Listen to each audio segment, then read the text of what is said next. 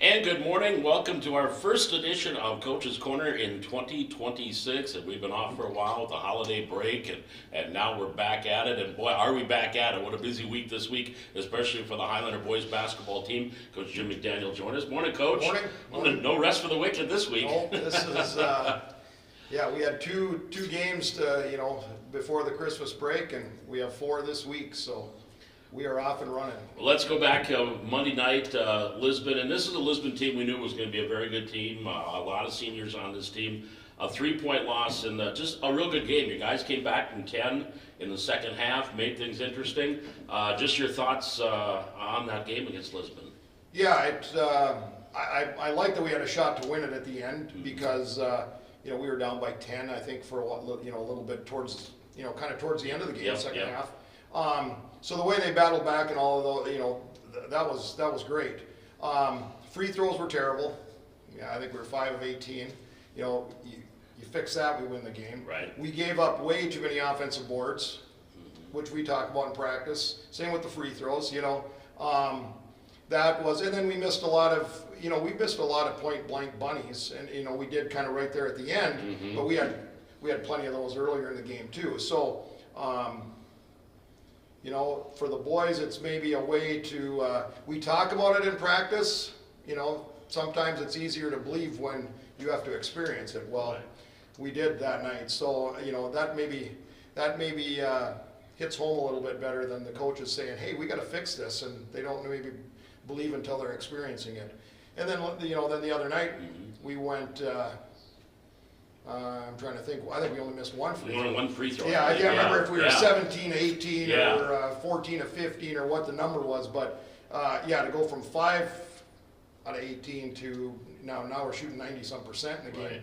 And you're going to win a lot of games if you're making your free throws, especially if you're shooting, close to 20 free throws in a game. Yeah. If you can be making 90% of those, that. Instead of 28, Right. It was 28%. That's rounding up too. Yeah, so, exactly. That really hurt us in that Lisbon game. Well, then you look at here on Tuesday night, a win over Enderlin in the first round of the BCT, and really you got some contributions from a lot of players that really, Xander Thompson, I think, had one of his better games, and he's a very active player, especially on the defensive end. Yes, and that's what we want is we want 4 or 5 guys hitting that double figure every night, and more than likely Mike is probably going to lead the way, but we need double figures from Jack.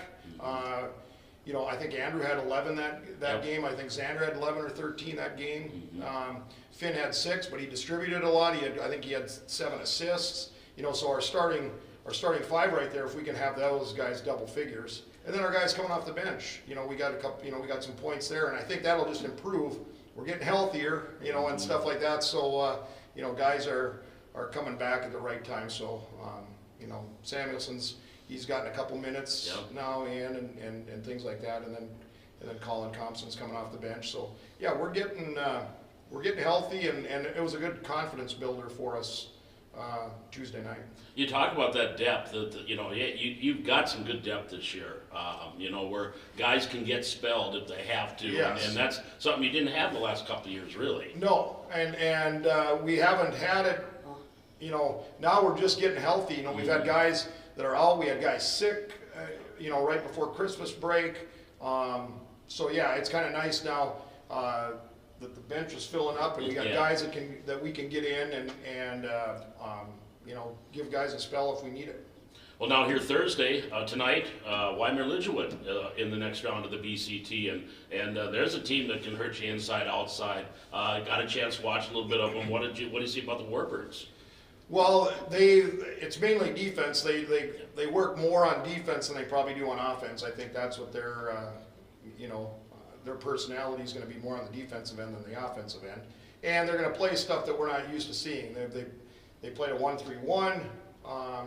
In Class A, we don't see a lot of 1-3-1. We don't see a lot of. They were kind of running a 1-2-2 or a 3-2 kind of early in the game. They put on a little 1-3-1 press. So some of that we talked about yesterday in practice. It's stuff we don't see a whole lot, and we talked about some ways to counter that. Again, one of the things that we have that you know, Jack is 6'7". Yeah.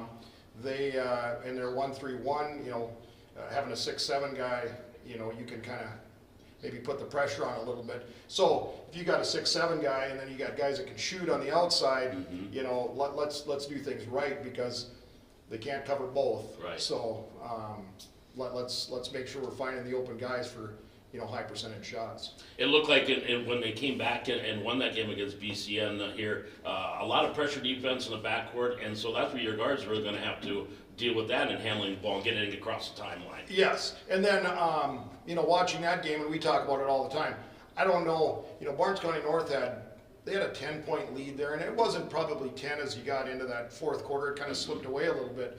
But 2-3 minutes left in the game, Barnes County North might have had a 5-point lead. Yeah. And again, possessions and how your possessions at the end of the game are a lot different than at the beginning of the game. And I thought that their game management wasn't great. I thought it gave Wyoming Lidgewood a lot of opportunities to catch up and get back. And so we talk about that a little bit too, that, you know, coming down and you know, in the 35-second shot clock, you break the press at the end of the game, you got a 5-point lead, they're trying to come back, and you're shooting with still 25 seconds on the shot clock. Right. You're just giving them the opportunity to win, which they did. So, you know, those are things that we got to keep in mind when, again, and that's what I like about this tournament.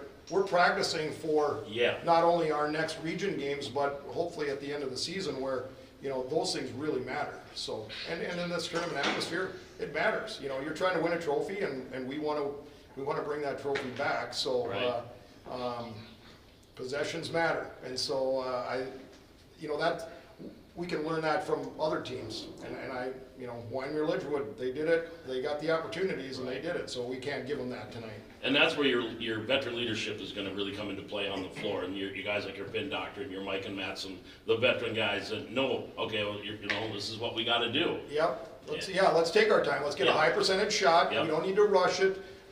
You know, early on, you're trying to kind of get the flow, so some of those possessions are a little quicker. But yeah, to break the press with 2 minutes left in the game, when you got a 5-point lead, you break the press, and within a few seconds, you're taking a shot that, yeah, if you make it, great, but when you miss, you're just giving them an opportunity. So being wise with our decision making and our shot selection, where it's high percentage. You know, again, we can, and then maybe you get a foul, we go to the line, stuff like that. So yeah, and you know, we'll see tonight. Hopefully we're in a situation where we don't have to worry about that as much. But if we are, let's do it the right way. Let's try to learn and prepare for that. I think I'm going to be interested to see that Kackman and Dieterle combination down low. That could be an interesting match. Yeah, and you know, right there again, foul trouble. You know, who's going to get into foul trouble? Kackman, I think I think he had 5 blocks the other night. Yes. So he likes to block shots. Well, okay. Let's what can we do to you know, exploit that a little bit? You know, if he wants to block shots, let's get him in the air and yeah, go ahead and try to block it. But you're probably going to get some fouls also. So put them in situations they don't want to be in. So hopefully it's their foul trouble, not ours. So. And it's a 7:30 game tonight.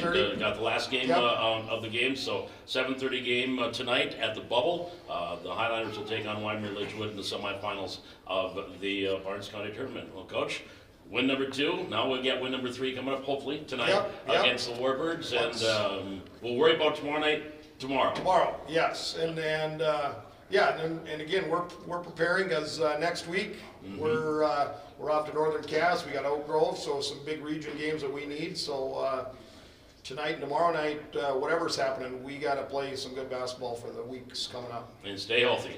Stay healthy. You know what?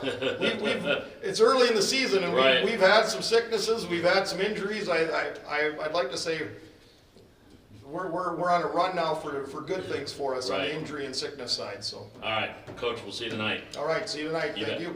Coach Jim McDaniel joining us from the Highlander Boys Basketball. Back with more Coach's Corner here from the Hack on the Highlander Activity Network. I don't like that look there, dear B. Are you going to have to record? No, the sound is really bad. Is it? All right. Please, I'll bring this up, sponsored by someone. Yeah, you want to do a little branding? Can't find that. The back of the camera. Breathe, Oh, breathe, all right. breathe. I assumed I should wear this over Memphis' Christmas present. Yeah.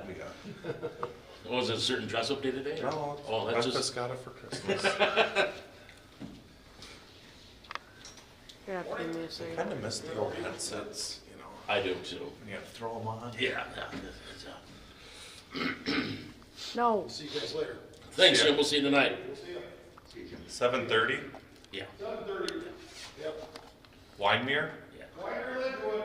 Windmere Lidgerwood. That was an upset, wasn't it? Yeah, it was. Like, not just seating wise, but actual, Yeah, a little bit, maybe, but yeah.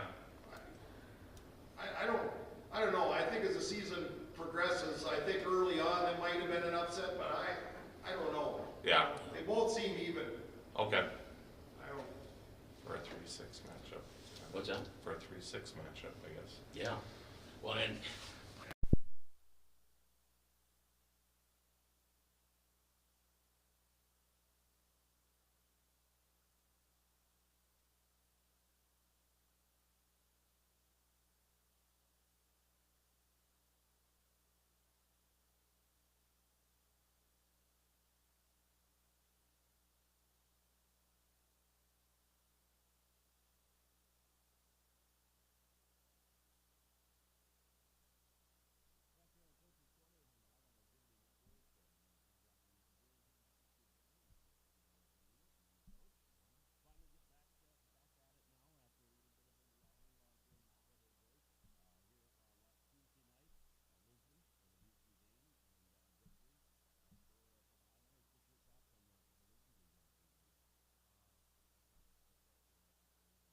About 2 weeks. 2 weeks is a long time off to not have any games, you know, and I thought defensively we had a lot of lapses and stuff on that side of the floor. I was happy on the offensive end. I mean, we scored 77, 78 points, something like that. You know, offensively we played really well. Defensively, it wasn't up.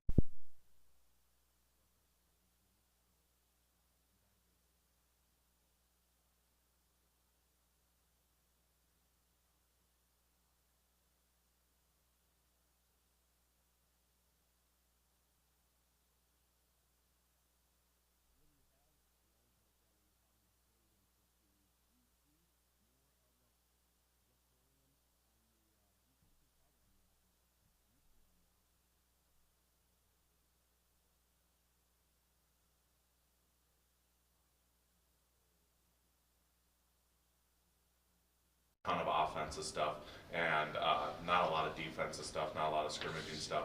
And so some of those rotations and things that just need to be gone back over to get back in the routine of it, we didn't get at. And so I have to take some of the blame on that. And I told him yesterday, I said, that's my fault on that. But we're going to fix that and get ready for Friday.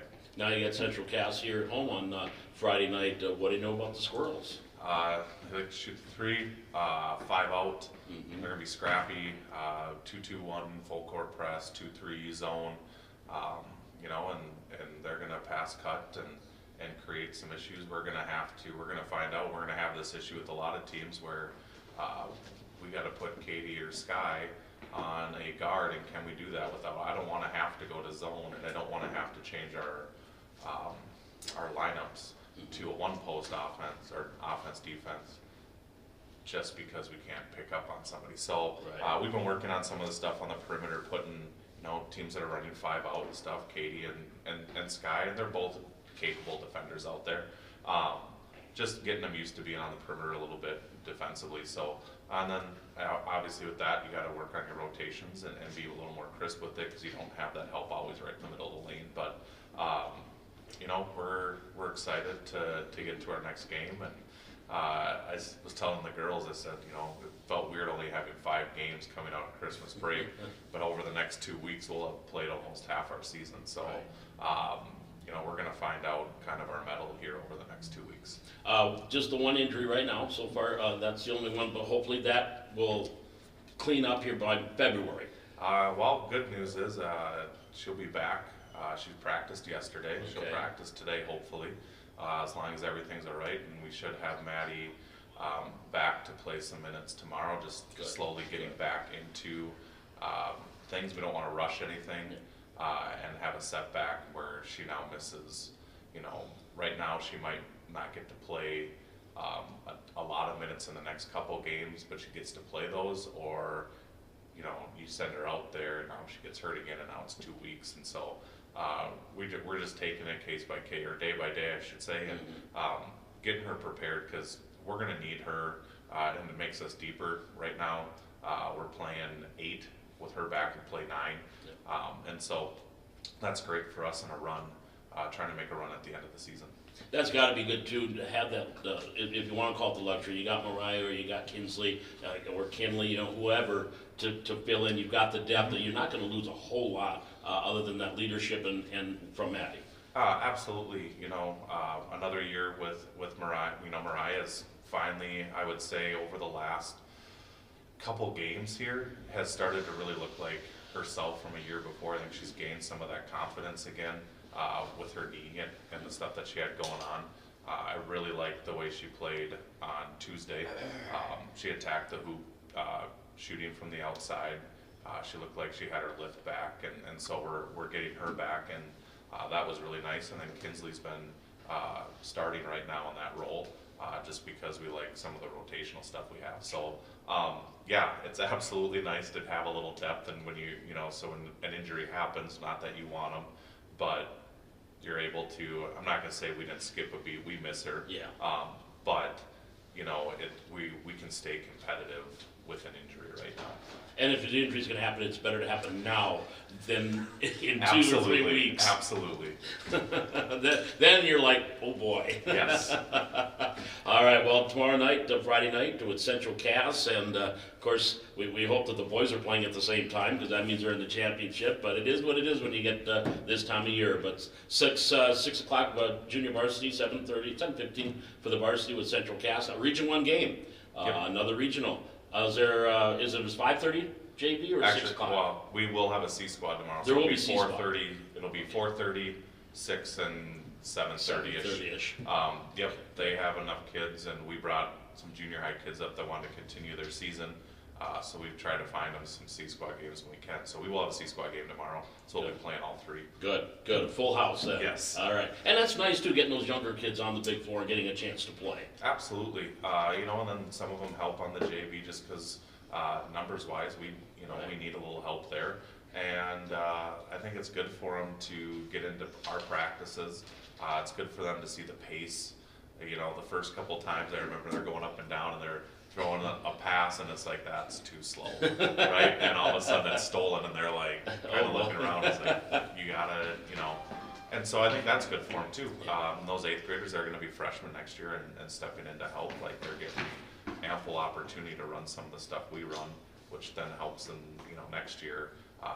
It's not so much installing everything as it is reviewing. So yeah, it's been a big help for us, and I think it's really good for those kids. All right. Well, good luck tomorrow night with the Squirrels coach, and we'll see you next week too. All right, sounds good. Thank you. Go Highlanders. Coach Jimmy Howard joining us from Highland Girls Basketball. Back with more. Coach is going to hear from the Hack on the Highlander Activity Network. Cool. Here. No, Matt. I just texted Matt. Did you hear anything from anybody? Well, I didn't hear from anybody. No, and I'm surprised that Matt wouldn't, unless something came up this morning. Pull your, Beauty. Paul, pull There your- you go. But, whatever. I just texted him. So, Okay. pull let me your send mic. him. Let me send him one more text here. Just tell him he can get in by what 8. Yeah. He lives 2 blocks from here, so Oh, he does. yeah. Oh, yeah, he'll he'll get get here. over. Pull your mic closer to you if you can. Oh, get this closer to And- me. Yeah, just try it. It's just not great right now. All right. Okay. Oh, hang on a minute. Yep. Brian, what Brian told me not to Well, do like is 8:05 not would be working. okay. So Yeah. I just texted him and told him it doesn't work, so he'll come by later Okay. and check it out. So I'm it's just I out of the loop right now. have volume. That's all that matters. But You want to loop with what? Just with how our kids are doing, now this, I haven't really followed what's been going on. Like, Oh, because of like- Christmas vacation? Oh. No, because of the shot. Paul,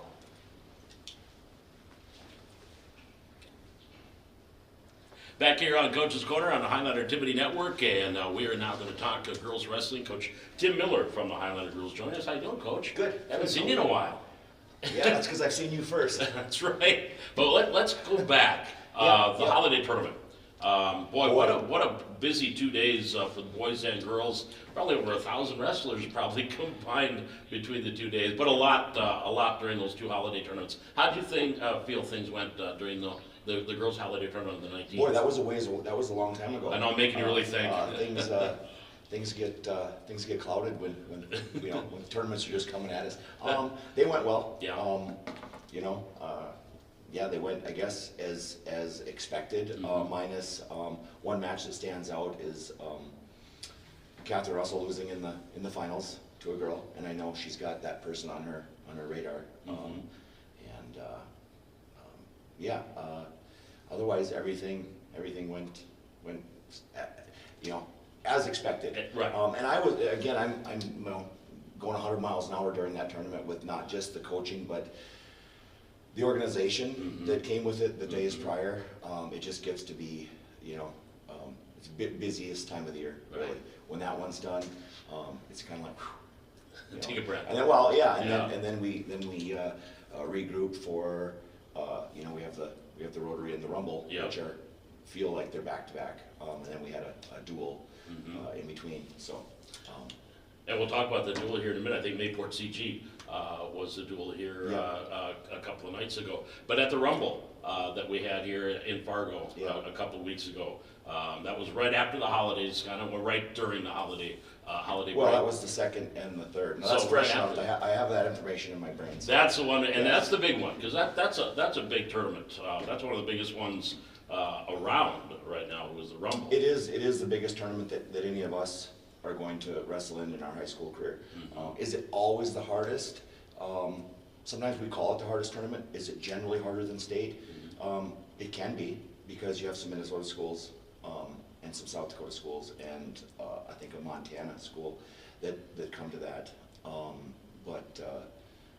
So it's generally harder than our state tournament.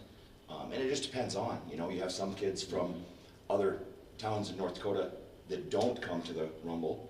And if there's good kids there, that can make it be not as hard as our state tournament, but it is much bigger. How did things go overall for the Highlanders at the Rumble? Well, I think we finished 7 out of 60 teams. Wow. So we finished really well, and things, I know we didn't have any major losses that we weren't supposed to have. On the win side, I don't think we had any major wins that we weren't supposed to have. Right. So we did well. We had, I don't know, do you know the placings there? Did you follow any of I have that? not had a chance to, because I've been busy with the 9 to 5 job. Okay, so we had, I'll start from the lowest weight up, as far as our placers go. Deegan got second at the Rumble, which is obviously fantastic. That's Deegan Kirshen at 142.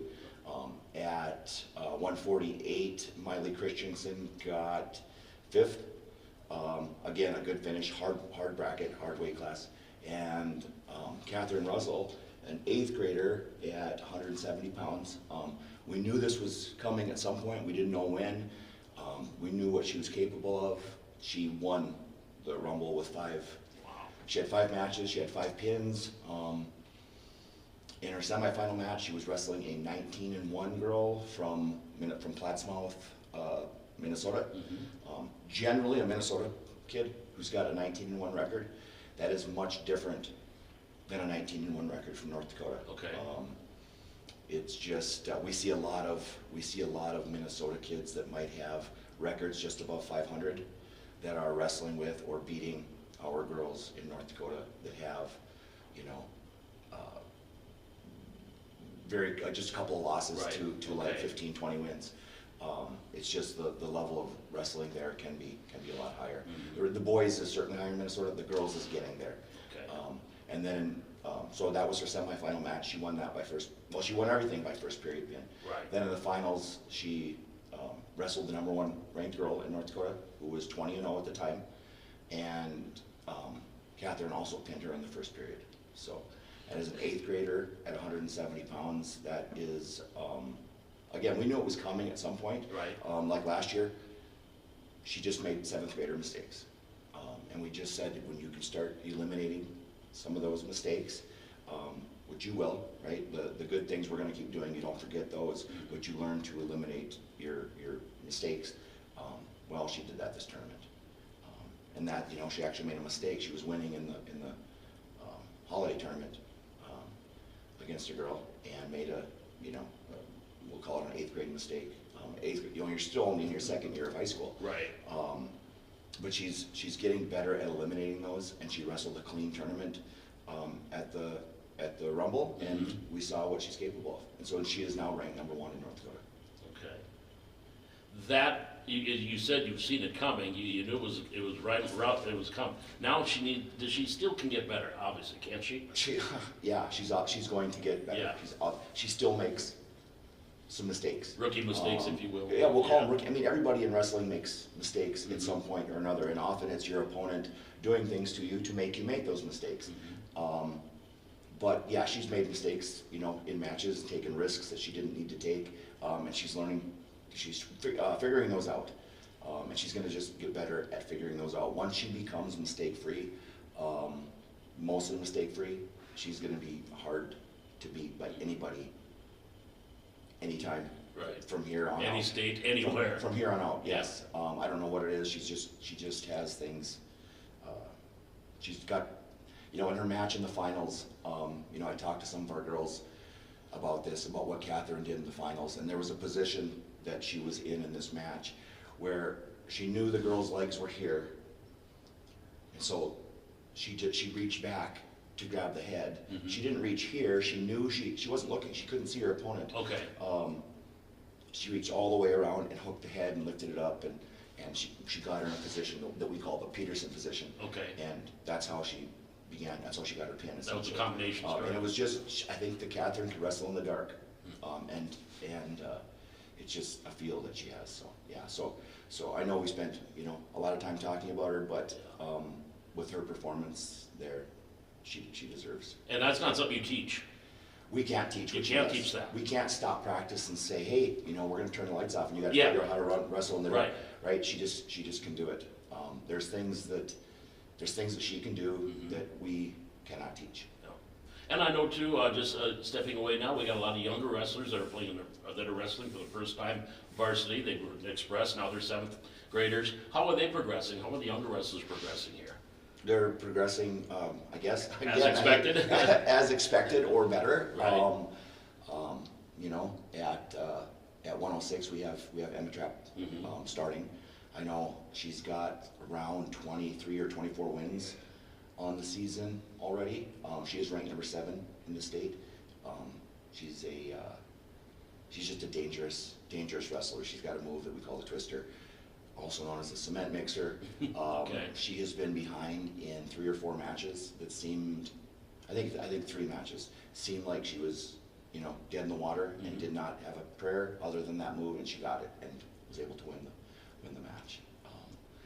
So yeah, she's doing well as a 7th grader, just jumping into varsity. You know, and we've got, you know, Katie Harris, 7th grader. She's battling in a wrestle off and on with Camden Capman, who's an 8th grader. So I mean, our team is really young. Yeah. And we just need to keep them in the sport, and things are just going to get better here on out. And you had a duel here at Mayport CG on Tuesday. Yep, that was a short duel. I mean, it was a quick night for boys and girls overall. Yeah, we won that 42-18. Again, nothing jumps out at me as far as losses that we shouldn't have. You know, we have coaches. I keep referencing that because when we go to tournaments, coaches will come up to you, or you'll go to other coaches. How are things going? How are your girls doing? They'll ask. Well, you know, we've often got, you know, 13 or so wrestling. I don't have time to run through 13 kids, Right. But I can tell you this, you know, we had a big upset here. We had this girl lose here and maybe shouldn't have. So that's kind of what I touch on. But at Mayport, again, it was the same thing. We only wrestled 9 matches out of the 13. Right. The other 4 we won by forfeit. I think actually there was one double forfeit, but we won 5 out of the 9 matches. And so again, Mayport's got a good up and coming team and program, I think, to win 4 matches. You know, they won almost as many matches as we did. So. And now the Rotaries this weekend. Rotaries this weekend. Again, another 2-day tournament.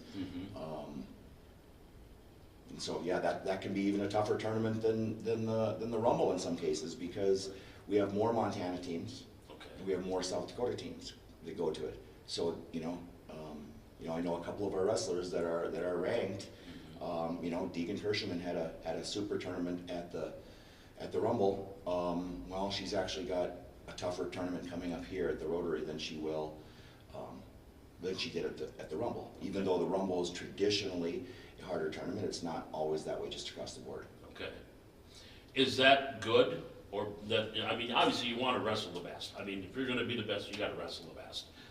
And so now, having a tough bracket that she's going to be in, or any of you wrestlers having a tough bracket, that's just going to get them ready for regionals and state, isn't Well, it? that's where we tell our wrestlers that's where we want to be our best. We want to be our best at the end of the year at regions and state. So what are the things that we need to do to be our best at those tournaments?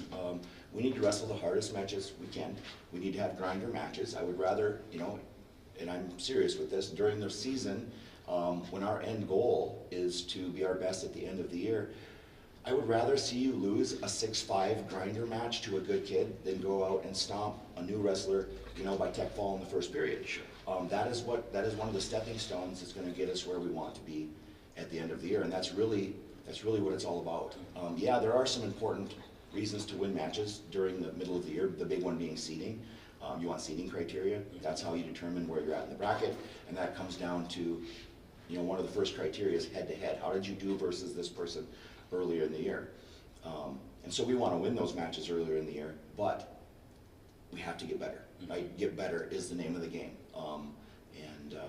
So we just talk about, you know, ways that we're going to get better. And, you know, in the practice room with, you know, when we blow the whistle in the practice room, you know, a lot of our brains go to, hey, we got to, if we're live wrestling, hey, I got to beat this person in front of me. Okay.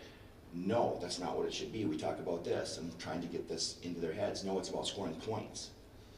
If you win 1-0 versus whoever it is you're wrestling today in the practice room, I would rather have you lose 26-20. I need you to figure out how to score 20 points. Okay. The practice room is a place to get better, and that's, again, it's the losses during the season, that's okay. So when we go to wrestle the Rumble or the Rotary and we're wrestling these really good kids from out of state that maybe we can't beat, but they help us get better for our end goal, and our end goal is to do as well as we can in this state. So that's it in a nutshell. Good philosophy. We've never really gotten into that, and I like that philosophy. Hey, if you're gonna lose 6-5 to a good, and if you wrestled well, you did what you could, but you still lost. Hey, you can still walk away feeling pretty good about it. There's things we can watch and figure out after that match and say, what do we need to do better? Right. You know, often we talk about 2 kids that wrestle at a tournament. If one wins 6-5, that kid goes back to wherever they're from, Carrington or Lisbon or Napoleon, and they're thinking, well, I won that match, and that's kind of the end of it. Whereas if we lose that match, we say, oh, we lost 6-5, what do we need to do different next time? So in a close match, sometimes favors the kid that lost the tight match the next time around, because their coach should be trying to figure out what do we need to do. What do we need to do to win next time? We were that close. We made some mistakes. We wrestled in this position we shouldn't have.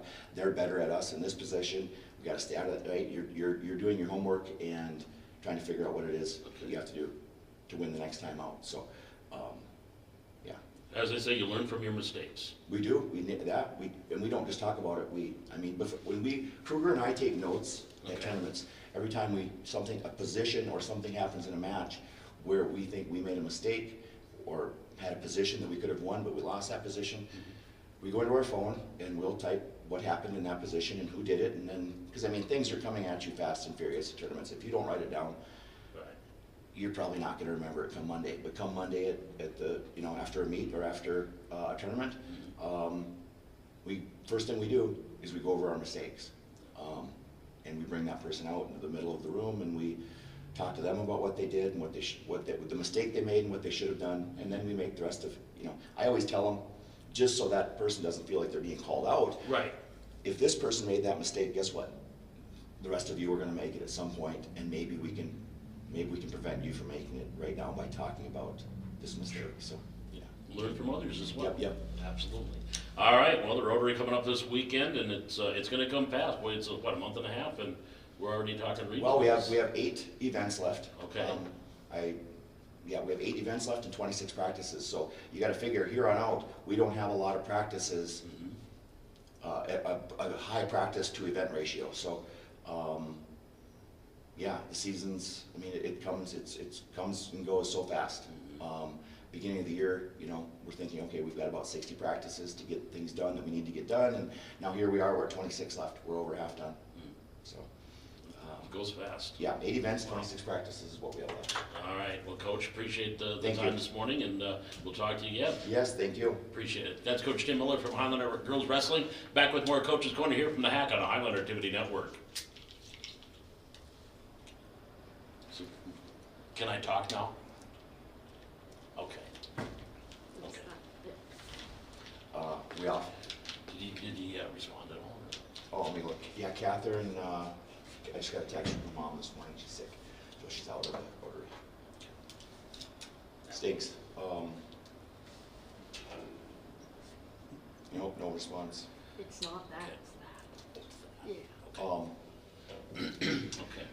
So yeah, Miley's, All right. Miley has, Miley got 5th. Miley's ranked 4th in state. Her losses to 1, 2, and 3. Well, she's beaten the 1 seed. She split with the number 1 ranked girl in the state. She has lost to the 2 and 3 by 1 and 2 points.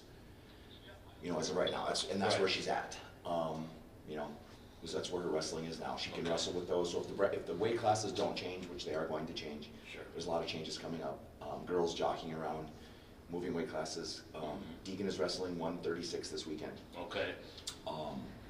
And there's been talk. Miley's talked about going to 142, which is 1 weight class down. Yep. Not this weekend, she can't. But Right. You guys are on there. Okay. It's recording so they can hear us. I couldn't. So you don't want to give away any secrets. Don't give away we don't want anything. that. I'm sure all the coaches from the rest of the part of the state are tuned in, trying to figure out our secrets. What is Miller saying? What is he saying? I can't We got it. We figured it out. What is We he broke doing? the code. We broke the code. All right. I'm going to check my phone real quick too and see if I got any text. No. Okay. Well, then I'm going to wrap. Okay. Boys or girls on Friday night? Do we have any concerts or anything that we're doing? I don't think so. Fish Okay. girls. Hey, That's all right. Are these yours? Yeah, they are. I felt I didn't want to go on in there and go in and grab them. I'm like, I don't have those. My glasses are over here.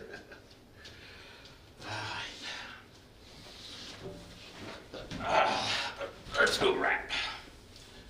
Back here on Coach's Corner, the Highlander Activity Network, wrapping it up for another week. And again, coming up here on the Highlander Activity Network Friday night, the Highlander girls will take on Central Cass. And you heard Coach Howard say we got 3 games. Off the C squad at 4:30, junior varsity at 6, and then the varsity probably around 7:30, 7:15, 7:30 as they take on the Central Cass girls in a Region 1 basketball matchup. Again, the boys, they are taking on Wymer Lidgewood tonight for Thursday night semifinals of the Barnes County Tournament. That's a 7:30 tip-off from the bubble, and then a win, and they'll play in the championship tomorrow night, and we'll also play a 3rd place game at 6 o'clock tomorrow night. Those games again at the bubble, and you can see those games on Your Live Event. If you go to YouTube and go to Your Live Event, you can watch the Highlander boys game tonight.